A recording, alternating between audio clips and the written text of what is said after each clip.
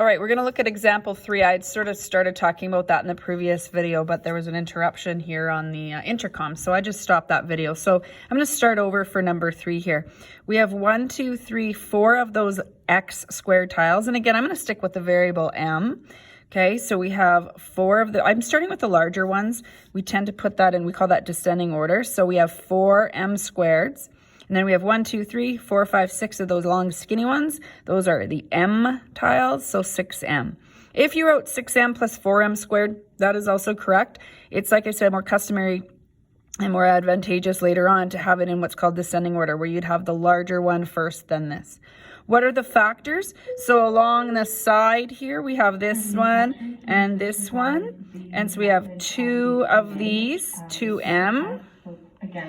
And then on the edges here, I'm going to go to the bottom. I have a little more room to look there. I have 1, 2, 3. So I have 3. And then I have this distance here. Those are those long ones when I'm drawing those long skinny lines, plus 2m. Okay. So again, more common to put 2m plus 3. So when you multiply it through, you're going to get 4m squared plus 6m.